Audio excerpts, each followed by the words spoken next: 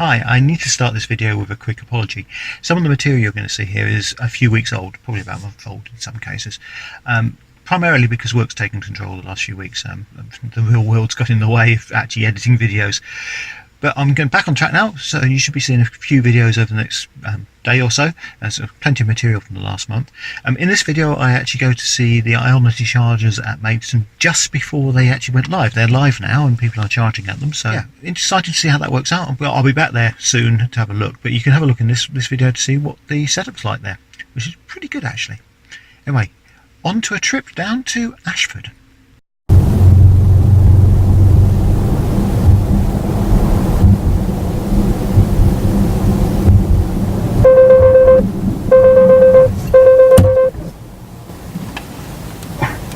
Well, that was dramatic.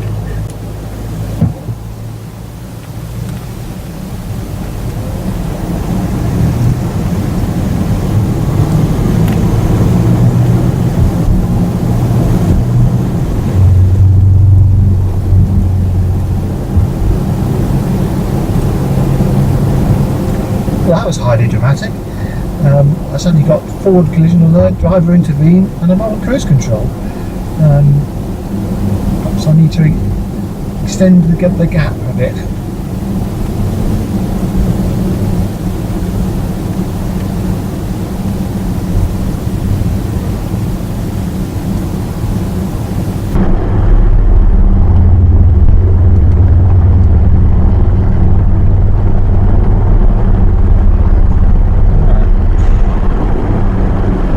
So I've never had that happen on another car.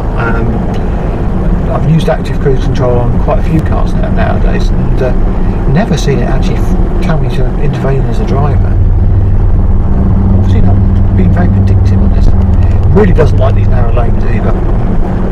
The steering assist is really struggling. I'm fighting it all the way down here, so yeah, but that was scary when it did that. I tried to slam on the brakes when it said. I mean, it does really alert you, but yeah, definitely needed to intervene. I've set the distance a bit further back now. I was on one blob, I've gone to two, so let's see if we can actually have distance better. Stopping again. Yeah, it was a bit better that time. Anyway, welcome. I'm on a journey down to the Eurotunnel. I'm going to cross over to France and then on to Belgium. So yeah, an interesting little trip this weekend. Unfortunately I probably won't be able to film much of it because I'm going to have people in the car who've already said they don't like being filmed, so it's fine, I'll respect their privacy, not a problem at all. I've pre-planned this journey, so I basically planned it in advance I've done it on two things. I used a better route planner, which is a really good site, which allows you to plan based on the efficiency of the car, takes into real world conditions, slope, road speed, etc. and works out what sort of charge you'll have and where you need to charge, and that was really good. And then I've transferred that across to the Jaguar route planner using the route planner on the Android device. Yeah, that was very straightforward. Well, actually, say it was straightforward. It was slightly more challenging for the second part of the route because I wanted to split it into two. I wanted to do down to the Eurotunnel and then from the Eurotunnel to our destination. And that second part was interesting because when you go into the route planner app, it always prompts you to just search for the destination, and it assumes you're going to navigate from where you are.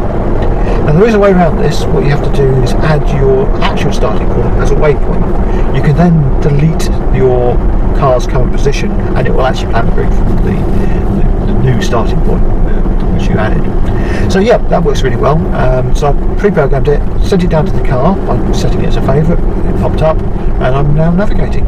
So I've got 185 miles of range available to me at the moment, and it's saying down to the Eurotunnel is 123 miles.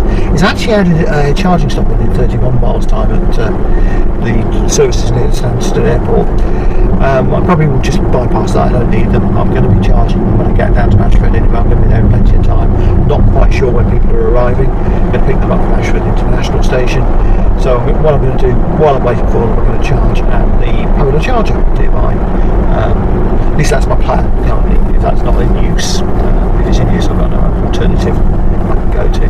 But yeah, should be fairly straightforward.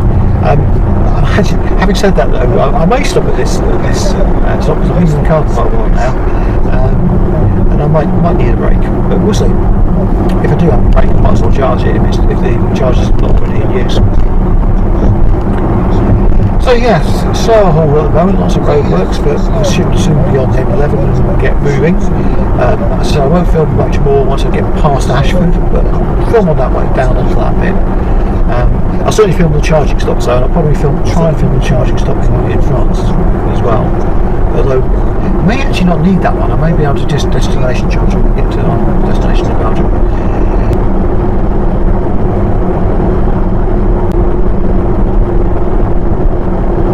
So this is really odd. I've lost steering assist. I'm not sure why that is. I mean, it's not showing the green lines up on the dashboard or anything. It's just not working at all. I don't think I missed a reminder to hold the steering wheel. I've been holding it pretty firmly. Yeah, it just seems to stop. I wonder if it followed on from that incident where I had to brake suddenly. Maybe it just doesn't like working after that. Interesting. I wonder if I get it back. I do quite like to having it on the motorway. Anyway, not far from the M11 now.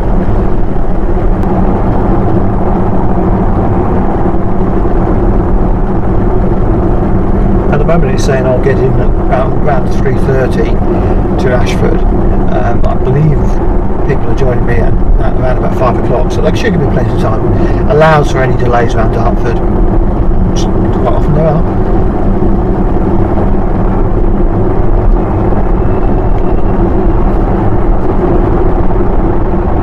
So I'm currently doing 70 miles an hour. I'm planning to try and keep at 70 as traffic conditions allow. I've got 116 miles to go, and just under 180 miles on the range, which actually just dropped to 179. Let's see what it's like when we get to 170. Hopefully it says about 106 miles to go. That'd be good.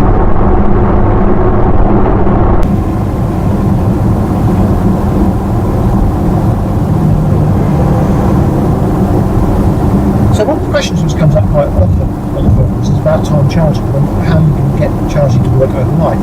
And I'm not going to go into explain this because one of the other forum members has done a brilliant video on this, explaining it in full. And that's gosh darn it on the iPace forum, who also goes by the name Daddy Dude. Can't say that, he says it's much better than I do, for his YouTube channel. I've liked the video, so you should be able to see it in my liked videos on the channel, but it's all about technical information on how you do charging, and it's very much about how you set up time charging, how you use cheap rate, and all that. Really good video, thoroughly recommended. That's a nice car up ahead I'm following, and just coming into view is a nice plane as well. And I'm obviously flying at Duxford today, it's certainly some sort of boat plane. I've got a bit of an affinity to Ashford. I'm a RAF brat, Dad was the RAF. Indeed, actually, one of the planes he flew on is actually in Duxford. So yeah, definitely an affinity to it. Always like visiting there.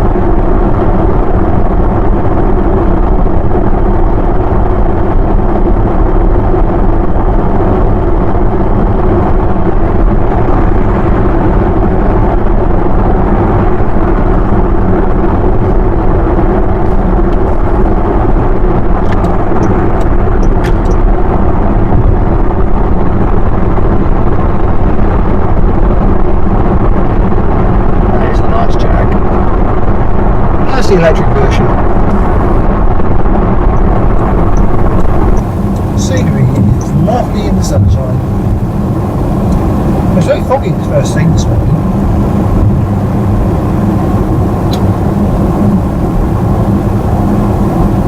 Well, we're doing pretty well on this range. We've just got that 208 miles and saying 171 miles on the range meter. So yeah. We're actually getting slightly more miles than the same on the brake meter. It's good. So we've gone 10 miles physically and 9 miles on the range meter. Well, it's 10 miles on the range meter now. So yeah, pretty much tying up. And I think it's learned my habits again.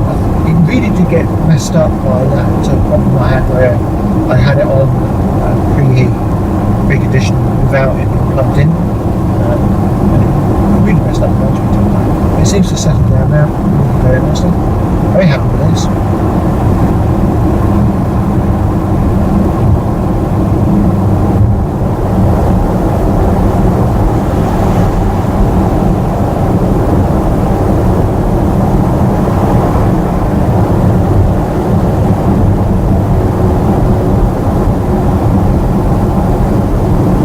So I've got 50 miles to go to Ashford. I think I'm going to arrive there around about 50% of the tank.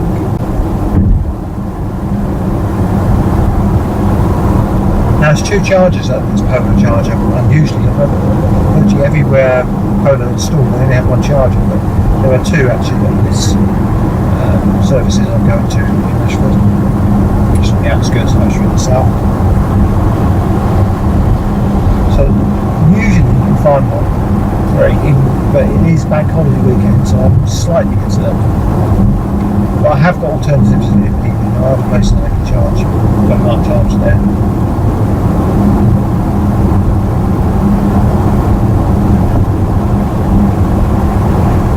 We're kind of in the golden age of EVs at the moment. There's not too many of us.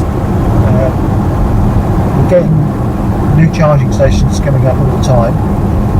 You can almost guarantee if you go a little bit off the beaten track, actually not that far off the beaten track, only a mile or so probably, you'll find a charger.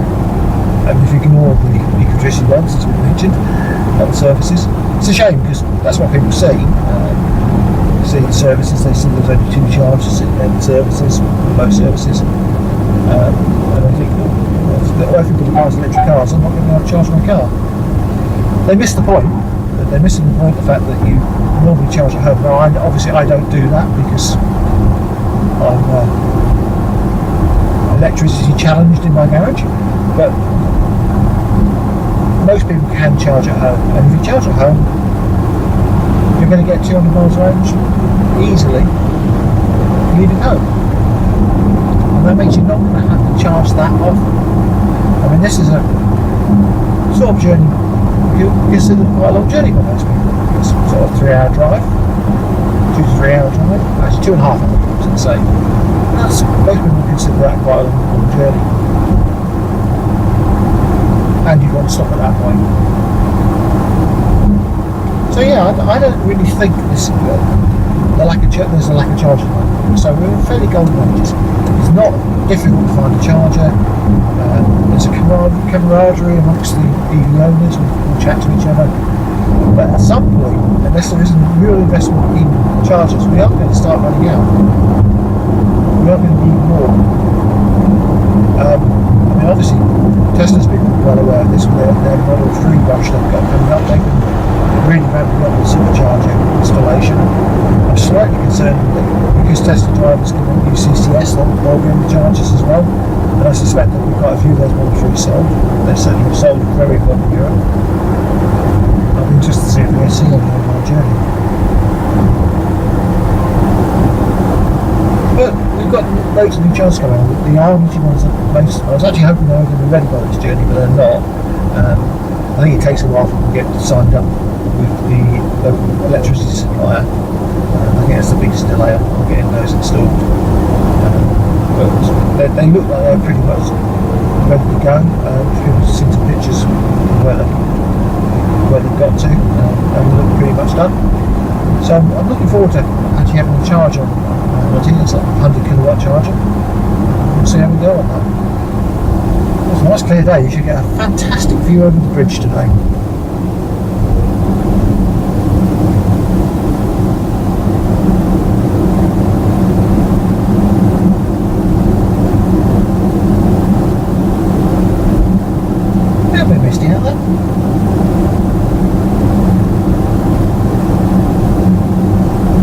While we're crossing the QE2 bridge over the Thames in Dartford, I just wanted to talk about 100 kilowatt charging. Now 100 kilowatt charging is a bone of contention on forums, and I just wanted to sort of set some expectations. When they talk about 100 kilowatt charging, that does not mean if you put your vehicle on charge that in an hour you'll get 100 kilowatt of charge. You won't get 100 kilowatt hour out of that 100 kilowatts overnight, because we will not be getting 100 kilowatts all the time. Battery chemistry will not allow you to do that. There's always going to be ramp up and ramp down at least with current batteries in the charge cycle. So at a certain point through the charge cycle you'll get a higher rate of charge, and other points in the charge cycle you'll get a lower rate of charge. And the other thing to remember is that the kilowatts that you're going to get are going to be a combination of amperage and voltage. And a lot of chargers can pump out voltage quite well, but they're not necessarily going to be able to pump up the amperage, because that relies on having a very a very good conductor. Okay, and a lot of them actually need to have cooling to be able to charge it that way. And a lot of the chargers which are out there are currently CCS1, which doesn't actually allow for over 200 amps of charging. And the iPace needs more than 200 amps to charge quickly.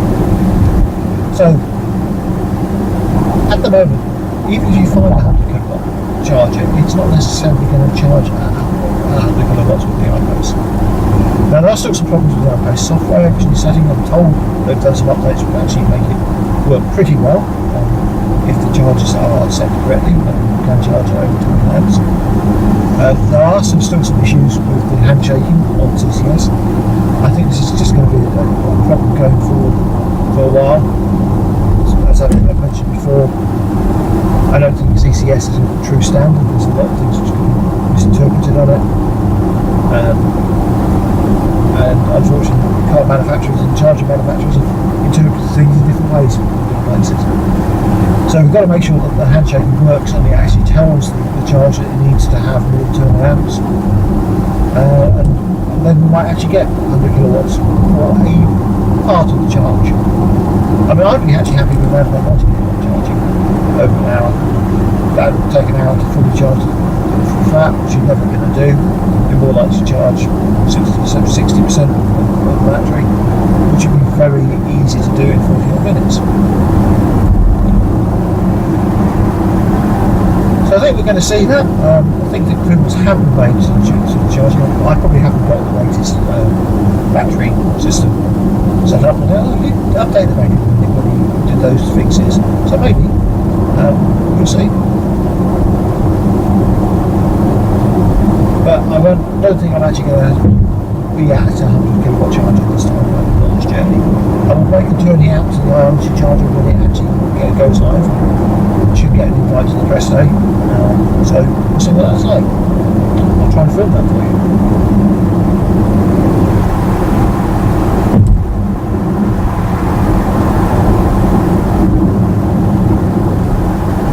Let's go to Canterbury. I might as well.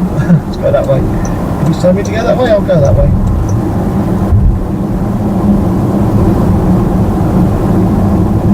Probably know something I don't know, but the M20 is blocked.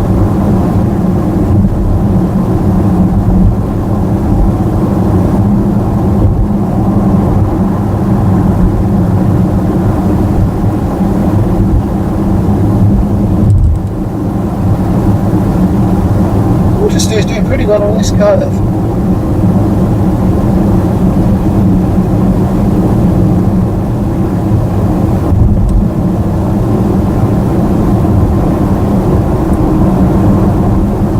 I hope you enjoyed the episode last week about Gaydon and the Jaguar Breakfast Club. Now there's actually an EV event coming up at Gaydon later on this year. I've tried to dig out details of that and put them up on the screen and in the notes below. But you might want to look at that. We're actually going to have an iPace stand at the place, and quite a few iPaces already to turn up there, so it's going to be quite interesting.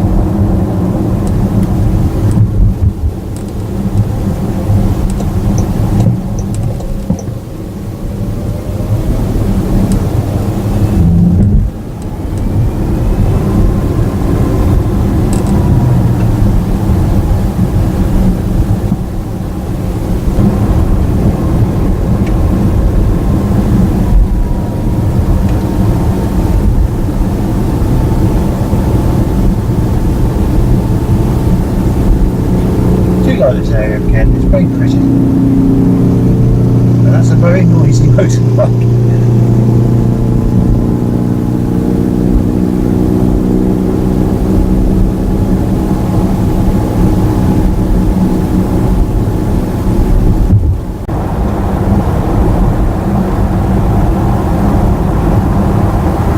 I think this is where the chargers are.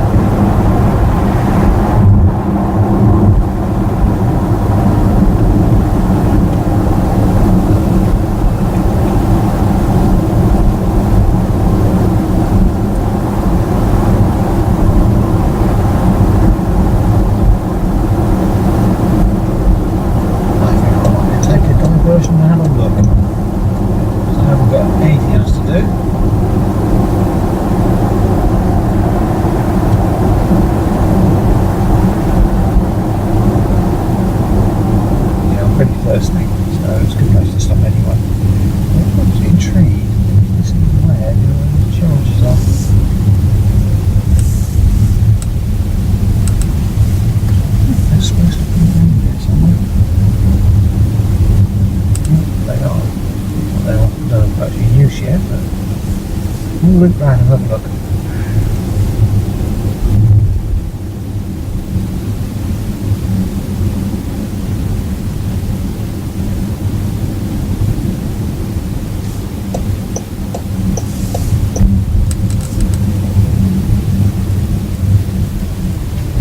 Well, they're definitely not in use yet, but they're here, so I can stop here and have a look.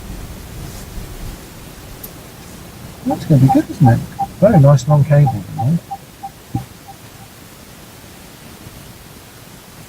So the good news is these are actually ABB chargers.